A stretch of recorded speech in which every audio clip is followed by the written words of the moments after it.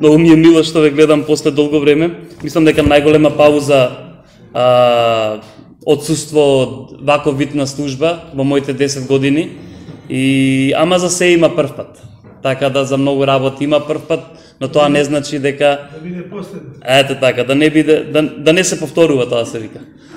Така да размислував, гледам малку луѓе, викам, ќе запишеме еден список зашто смее и зашто не смее да се доаѓа или да се отсуствува на службите. И ќе оставиме таму, па луѓето нека гледаат, па они после нека размислуваат дали ќе дојдат или нема да дојдат на служба. Така? Да. Така би било кога многу работи би се починили на тоа, на редот, на дисциплината, на сите тие нешта, но без изговор во духот сме малку послободни. Да, понекогаш може да речеме дека таа слобода можеме да ја злоупотребиме, е тежок збор, иако е вистинит, ама можеме да си поиграме некогаш со таа вистинска со таа слобода што имаме, но и тогаш е слобода. Зошто? Зашто таму каде што е духот, таму е слободата. Таму е не само пребива, ние пребиваме во слободата, но таму е слободата. Што значи тоа? Дека на друго место ја нема. Значи, ако каде што духот, таму е слободата, на друго место ја нема. Затоа да не ја бараме или да не се лажеме по луѓе, институции, не знам што друго, што и да се лажеме кога нудат слобода, а не можат како да ја испорачаат. Го разбираме ово? Има многу нудат слобода, но не знаат и не можат како да ја испорачаат таа слобода. Затоа, ако барате слобода, посебно на вас младите, барате слободата во духот. Амин. Не знам, имам не конфузија, него конфликт во сам себе, што попрво да кажам, и малку истражував, и многу од јаки психолози низ текот на историјата укажуваат на тоа дека единствена личност без конфликт во самиот себе бил Исус.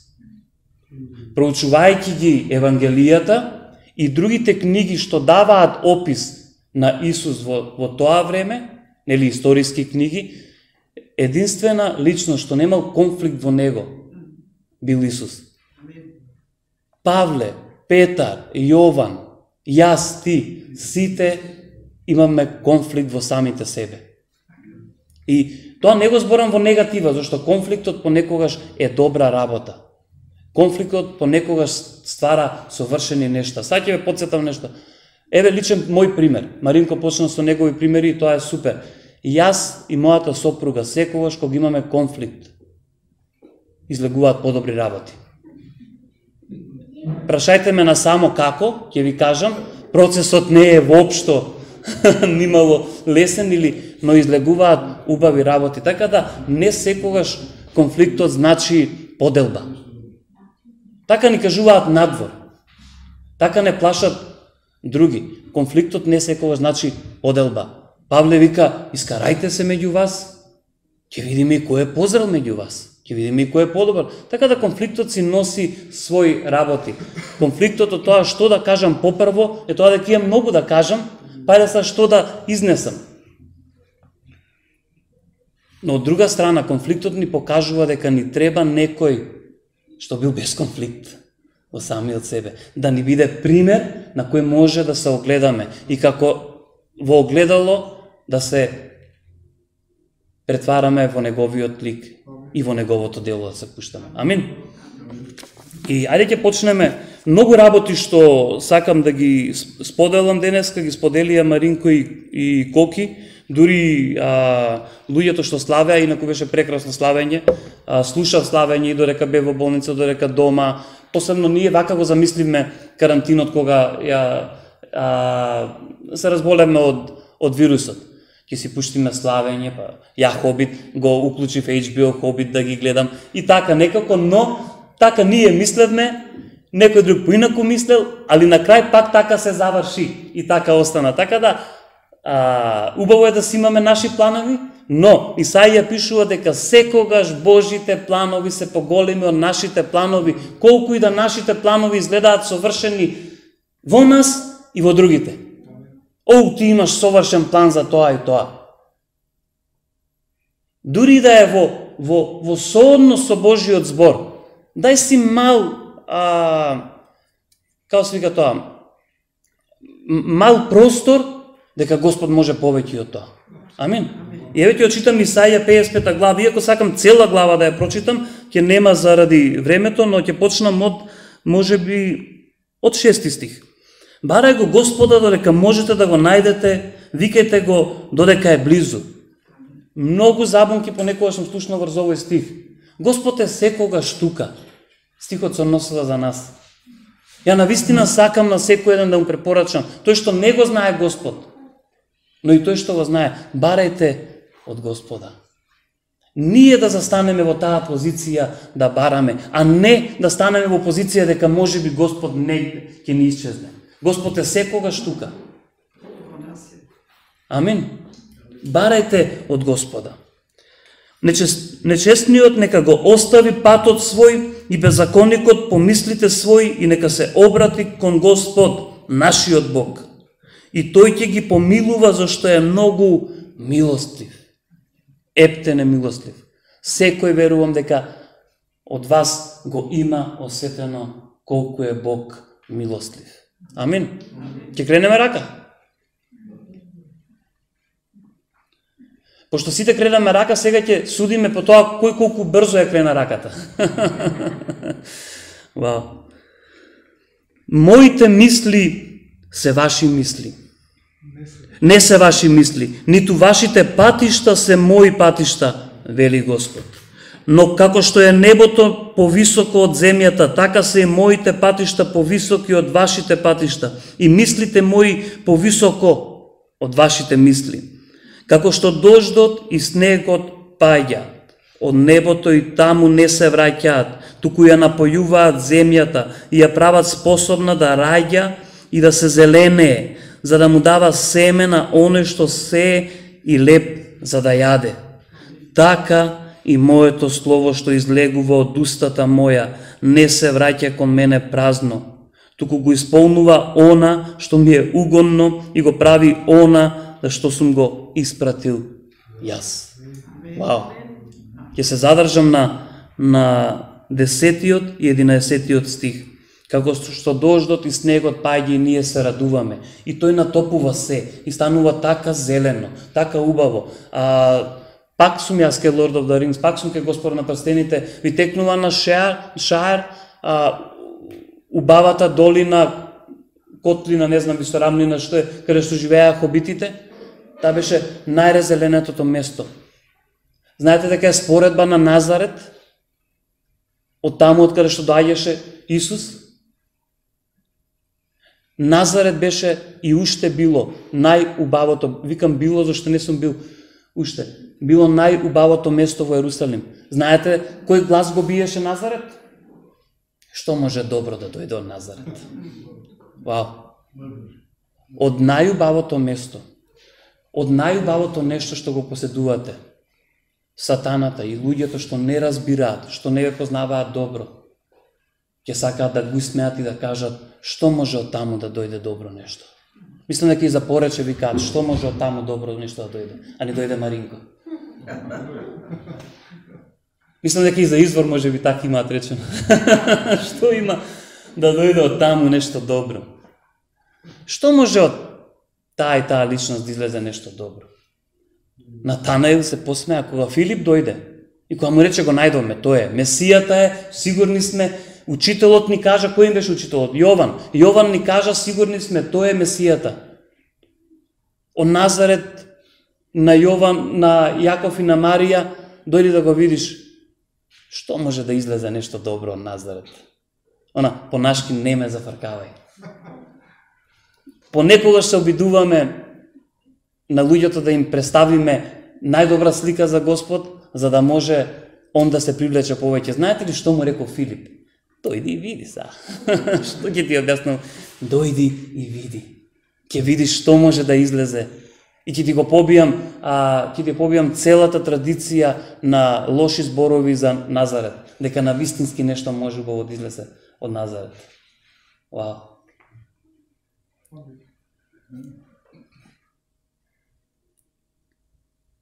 туку ја напојуваат земјата и ја прават способна да раѓа и да се зеленее, за да му дава семе на оној што сее и леп за да јаде.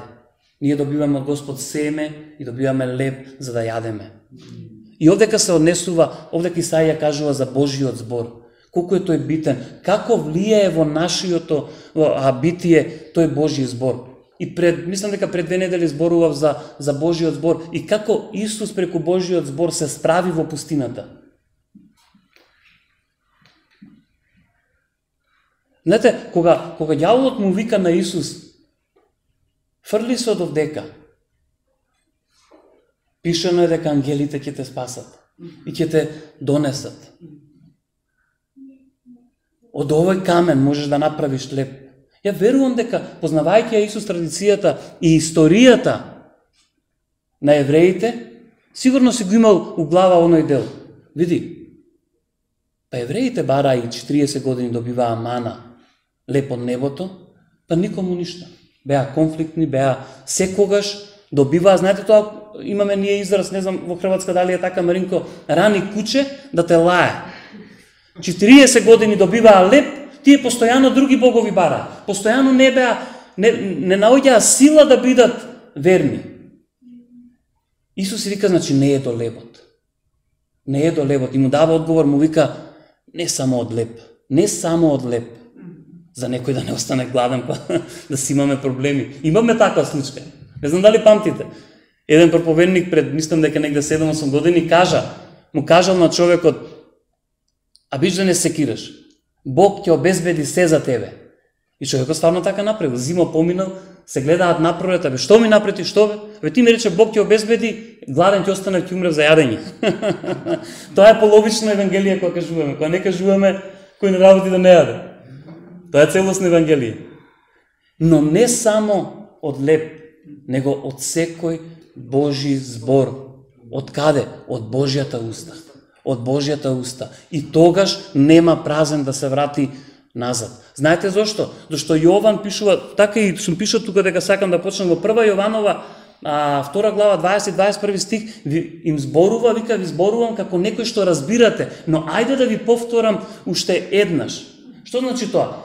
Сакам да ви кажам дека сте плодна почва. Да не случајно заборавиме дека сме плодна почва, па да се правиме плодна почва за Божите зборови што треба да влезат во нашите срца. Па да се споредуваме со семињата кои паѓаат на неплодна почва, на друга почва. Плодна почва сте. Знаете што значи тоа? Плодна и порозна. Што по-порозен во оваа ситуација, тоа подобро. Као сунгер. Што повеќе сунгера, тоа повеќе подобро за тебе. Не го знам хрватскиот збор, ќе ми извиниш.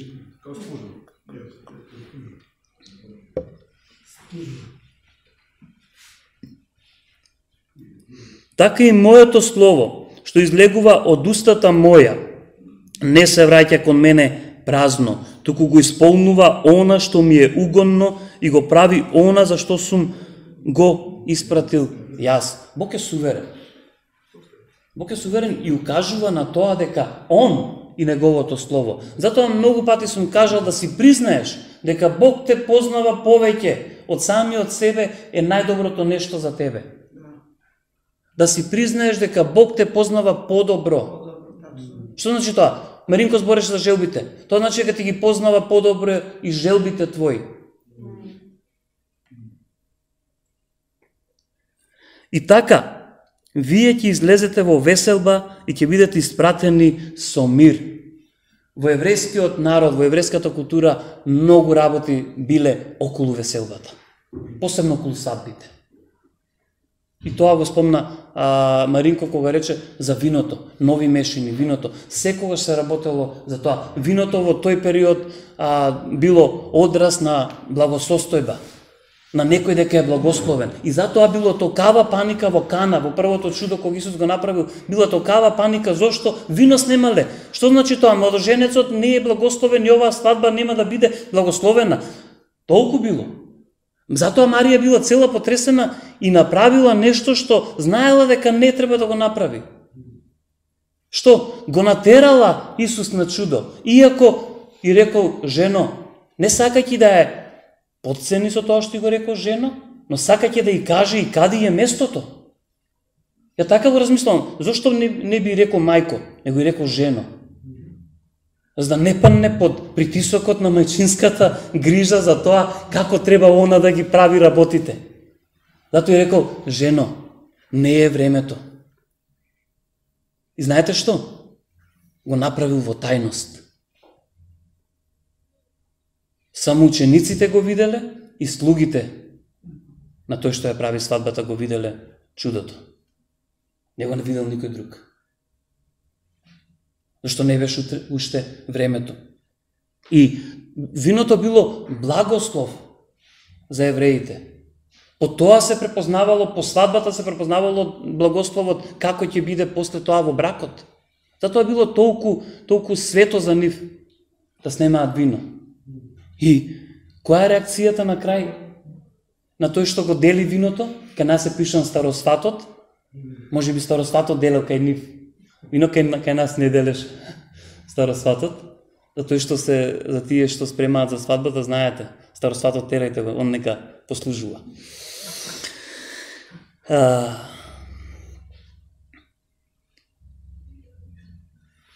И вика, ти го донесе најдоброто вино за крај. А сите знаеме пред тоа дека првен доброто вино се носи на почеток, а после лошото дека луѓето се замаани, па може да помине било како. Но Твојот благослов е најголем, Господе.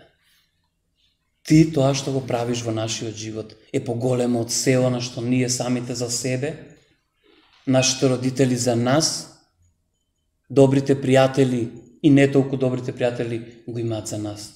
Твојот благослов е најдобар, Господе. Амин. Вау. Тука евреи, ако читате, точно тука не ги споменува само евреите Исаија, зашто ова се уствари пророштво за Месијата. И он ги споменува сите народи. Сите народи. Мене, малце проучував за пророците од Стариот Завет, мислам тоа треба да се расшири, зашто не можеш во ден, 2 или 5 да проучиш сето тоа, но некако они, за разлика од сите современици, во тоа време филозофи, грчки, индиски, сите тие, ми биле најголеми мангупи, ако можам да се изразам жаргонски. Зошто? Од друга страна имале толку јаки служби, но никогаш не правеле теологии од нивните проповеди, а најопасно било да направат своји религии. Секогаш ги избирале синагогите и таму проповедале, за да не прават нивни теологии, за разлика од сите филозофи, што си правеле своји теологии. Разбираме видел? И затоа имаме толку силен континуитет во ова луѓе. Толку силен континуитет во христијанството. Зашто имаме силни луѓе, силни личности, водени од Светиот Дух, што знаеле што прават. Понекогаш не знаеле што прават. Но Павле не го пишува тоа во евреите. Пишува само што знаеле што прават. Таков е нашиот Бог. Амин. Вау. Ајде во Јован, кој најде го Јован 8 глава.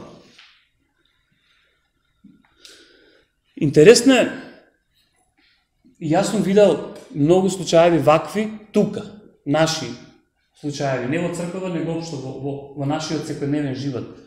Овдека, нема да ја читаме цела глава, ќе се ја читате вие, но овдека Исус им објаснува за светлината, дека Он е светлината на овој свет, дека Он свети, дека ние ради Него сме светлината и сите тие нешта. И на едно место пишува дека евреите што го слушаа му поверуваа. Кој најде го? Оди на крај на 8 глава. Запазете го ова. Вика, му поверуваа. Што значи тоа? Видоа неколку чуда пред тоа. Видоа убаво зборува овој човек. И нема што друго, освен да му поверуваат. Знаете како завршува оваа глава? Сакаа да го убијат. Секогаш кога ќе останеш на првичното, поверував, и продолжиш со истиот живот од пред тоа, дури и полошо, или не мора да е полошо, продолжиш своеглаво, доаѓаш во конфликт сами од себе, каде што ќе бидеш гонител на оној во кој си поверувал. Јас сум го видел тоа. Сум го видел тоа и кај луѓе што почнале, сум знаел дека е тоа е пророчки увид и немаш ништо друго освен да се молиш за истиот, да не стане гонител на истото во кое поверува. Затоа Божиот збор е мана за нас. Божиот збор е храната за нас. Амин. Што пиша на крај? Исус говори... Ај тука ќе ја најдам, окей. Таму ми е збунувачки.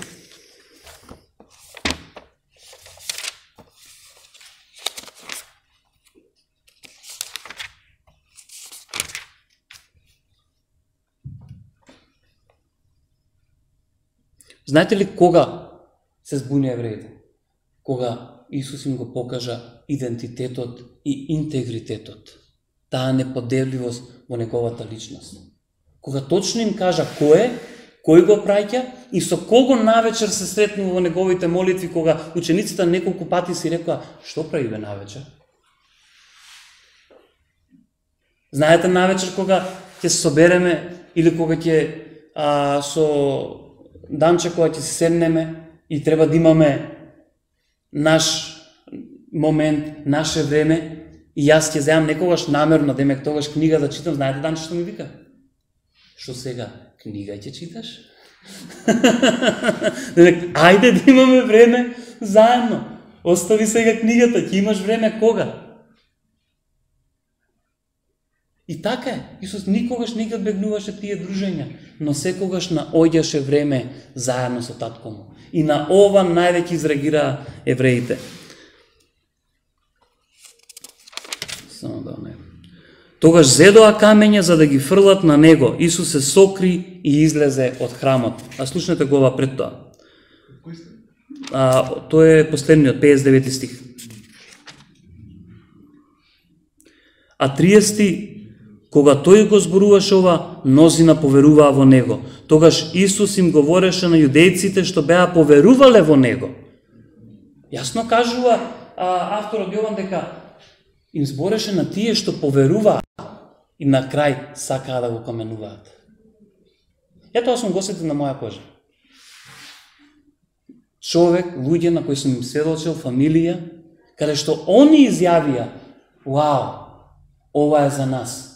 Ти си од Господ те прати, на крај дојдоа до каменување. Не физички. Али и физички да било, ако можел Павле, ќе се потрудиме и ние. Вау. Мене ова ми дава до знаење дека нашето христијанско битисување, дури мене ми е тоа христијанско, зашто некако има нешто на изам, на во, на се, некако ми е тоа група, не ми звучи понекогаш многу добро. Нашиот однос со Бог. Со жената ние имаме однос. Со родителите имаш однос. Со татко ти на небото треба да имаш однос. Не да те ограничуваат или да те определуваат зборови од христијанство, од христијанин, иако се супер, мора некако да не препознаваат, но барем кога мислиме за сами нас, да мислиме на таков начин. Нашиот однос, нашето одење, битисување, заеднички пат со Господ.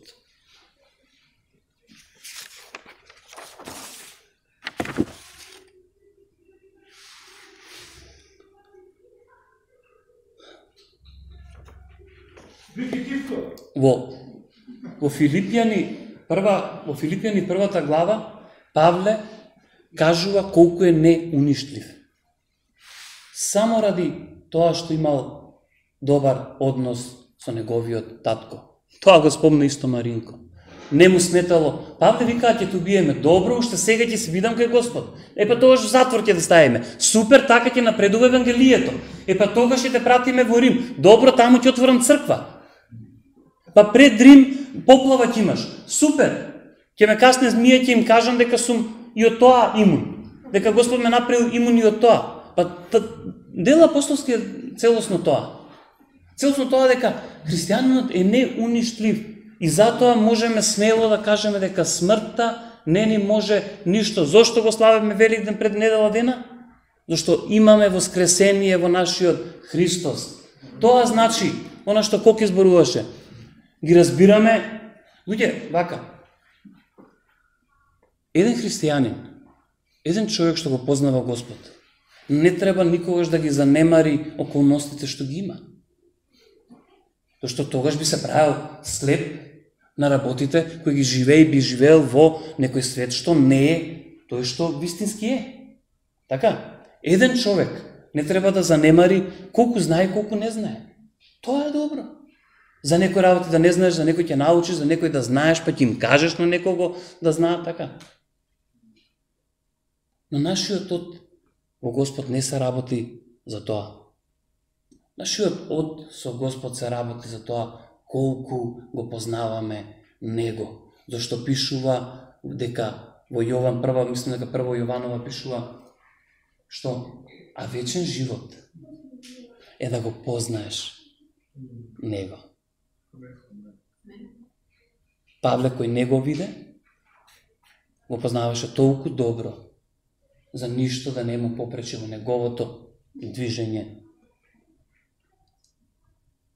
Од Павловото движење стана христијанството, така? Инаку ќе беше може пуште јудеизам. Зашто Петар се криеше реално. Оддалеку се бранеше. Али од Павловото движење ние сме сега преблагословени.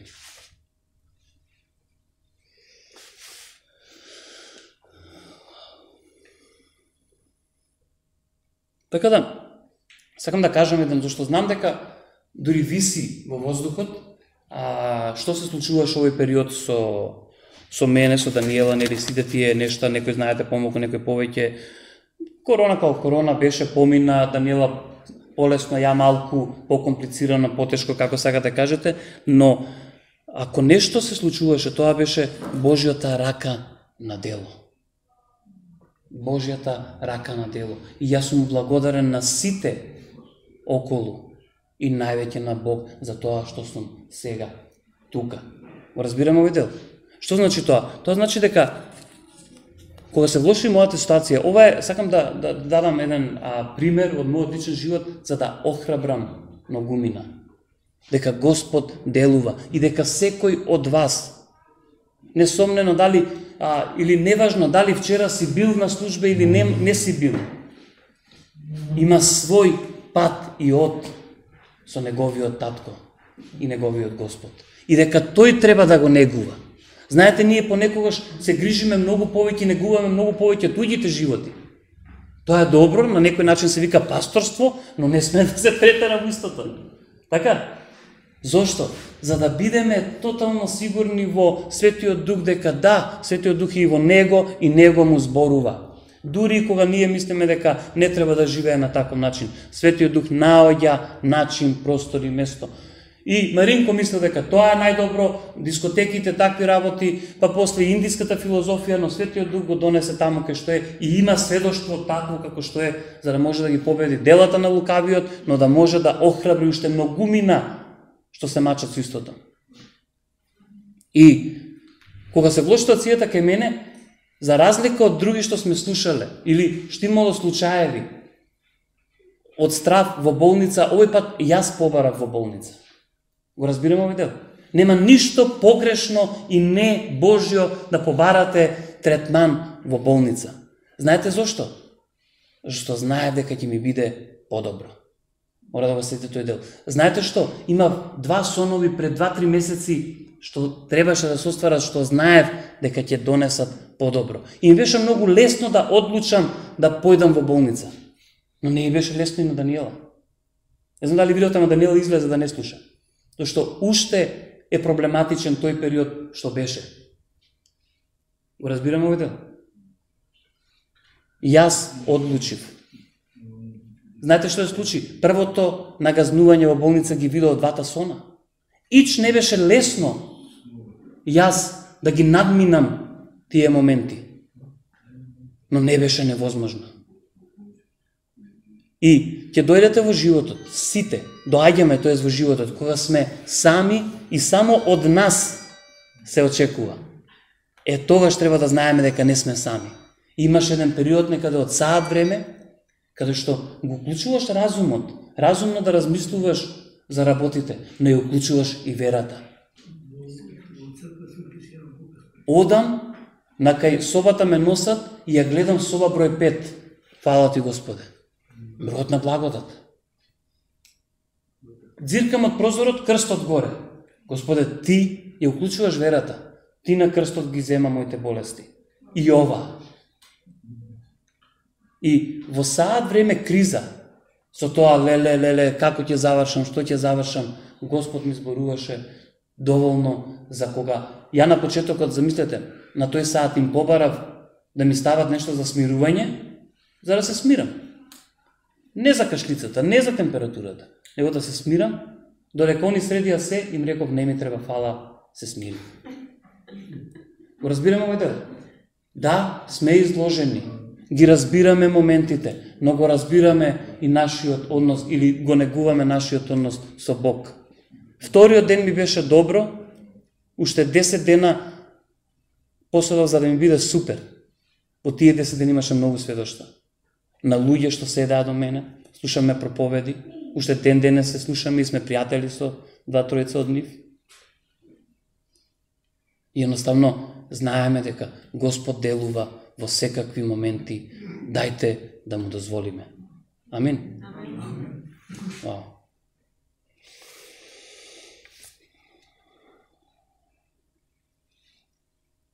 Ето го сум пишал, преку вера разбираме дека световите создадени од Божиот збор.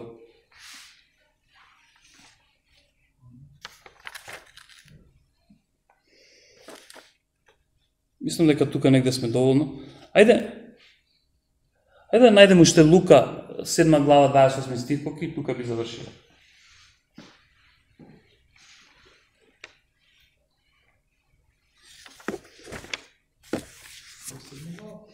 Да, Божиот збор, кој е мана за нас, да го негуваме. Да го негуваме односот со нашиот Бог.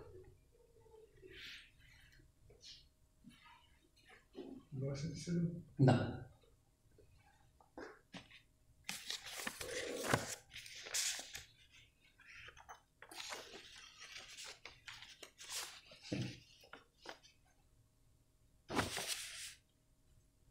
Оно што тука го објаснува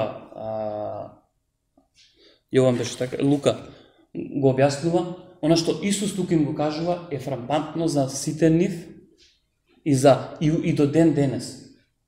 Он тука им кажува дека, нели, во сите тие стихови, дека самиот Јован, крстителот, некој го кажат претечата или гласникот на Христос, Исус им вика, е најмал во Божјото царство од секој еден од вас.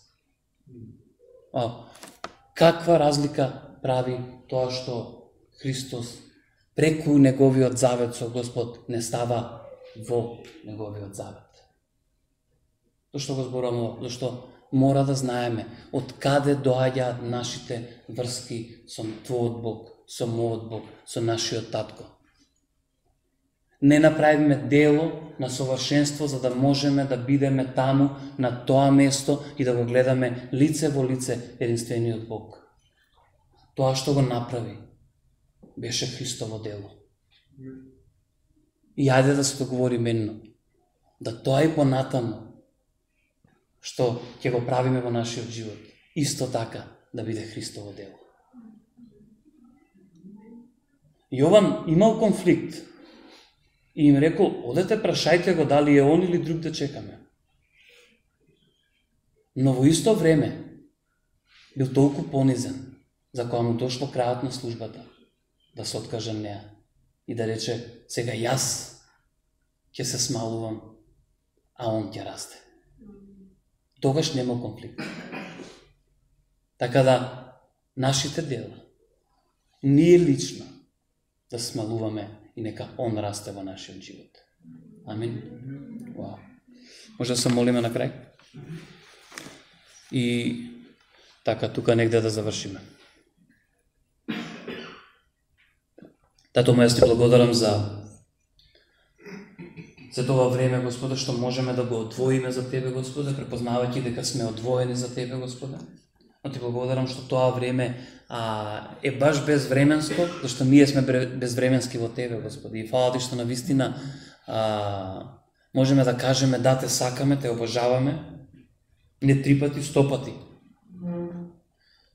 Ги препознаваме Твоите дела во нашиот живот и се фаќаме за нив како животот да ни зависи од нив, Господе.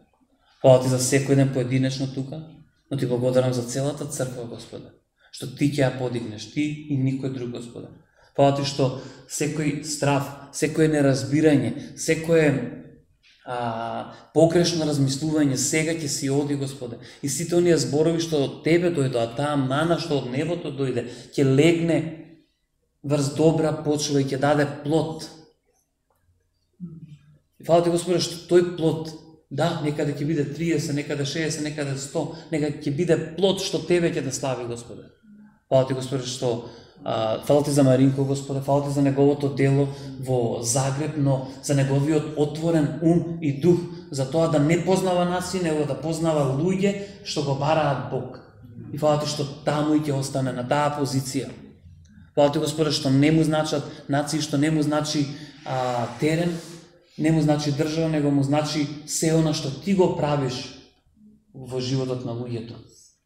Ние го поддржуваме, Господе, да продолжи така ревносно, Господе. Да продолжи така со неговата фамилија, каде што многу чуда и знаци ќе гледаат во неговиот живот, во нивниот. Фала Ти, Господе, за секој ден што дојде помалку збунет, помалку обесхрабрен од ситуациите што се случуваат во неговиот живот. И, Господе, јас тој сега Ти го предавам, колку и да се Ти ги предавам Тебе. Зашто Ти си тој што одзбунува и Ти си тој што дава надеж таму каде што не гледаме надеж. Фала Ти, Господе, за секој ден што не е присутен, а му гори срцето за Тебе, Господе. Благослови го со време посветено за Тебе, Господе. Фала Ти за секој ден што гради во моментот во кој сум и јас, Господе. Благослови го во се што ќе направи со неговите раци, Господе. Благослови го со разум на тоа како да постапува, Господе, во тој период. Ти благодарам за секој ден што сега боледува без разлика од било која болест, Господе. Дека на крстот Ти ги зема болестите и ние само таму гледаме. И во Тебе има секако исцеление, Господе. Фала Ти, Господе, што си не споил со нераскинлива врска на духот и си не запечатил со истиот. Во името на Исус Ти благодариме с цела црква. Амин.